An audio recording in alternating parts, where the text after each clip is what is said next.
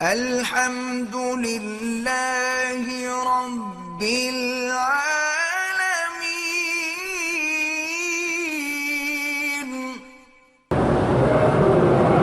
روزے میں آنکھ میں دوا ڈال سکتے ہیں لیکن بعض فقہاء لکھتے ہیں افضل یہی ہے کہ نہ ڈالے، کبھی کبھی اس کے مسام سے اندر بھی چلی جاتی ہے دوائی، لیکن بہرحال ڈال سکتے ہیں۔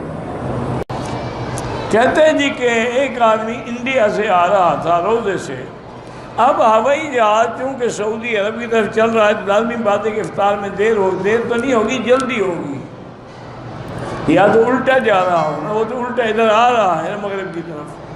بہرحال جب تک سورج غروب نہ ہو افطار نہیں کر سکتے۔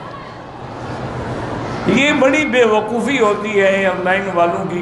میں ایک دفعہ خود جہاز میں بیٹھا ہوا تھا، جہاز نے کراچی سے اڑنا تھا، جہاز اڑا تقریباً کوئی آدھے پونے گھنٹے کے بعد انہوں نے اعلان کر دیا کہ جی کراچی میں افطار کا وقت ہو گیا ہے، لہذا ہم کھانا چلا رہے ہیں، روزے والے افطار کر رہے ہیں۔ میں نے کہا ظاہر سامنے تو سورج کھڑا ہے، خدا کا خوف کرو، سورج نظر آ رہا ہے، جہاں جا رہے ہو وہاں کے وقت کا حکم ہوگا، نہ کہ کراچی کا حکم ہوگا۔ پھر مان لی بات انہوں نے، لیکن بڑی مشکل سے۔ جناب اگر الٹی منہ بھر کے آئے تو روزہ ٹوٹ جاتا ہے، کیونکہ اس کا کچھ نہ کچھ ذرہ واپس اندر چلا جاتا ہے، اور تھوڑی ہو تو روزہ نہیں ٹوٹتا۔ اگر ڈرپ لگوانی پڑ جائے روزہ نہیں ٹوٹتا۔ روزہ تب ٹوٹتا ہے جب منہ سے، ناک سے یا نیچے سے کوئی چیز معدے میں جائے۔ اگر رگ سے جا رہی ہے تو کوئی حرج نہیں، چاہے گلوکوز بھی لگوا لیں۔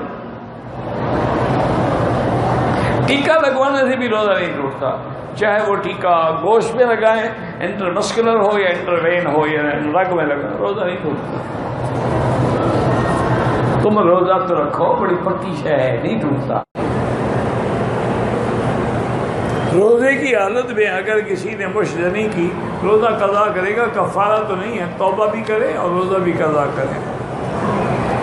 کفارہ تو جماع کرنے میں ہے۔ اگر کسی انسان نے روزے کی حالت میں اپنے ہاتھ سے مشزنی کر کے مادہ نکالا، روزہ فاسد ہو گیا، گناہگار بھی ہے، توبہ بھی کرے، پھر اس کے بدلے میں ایک روزہ رکھے گا۔ کفارہ اس لیے نہیں ہے کہ اس نے جماع تو نہیں کیا نا بیوی سے،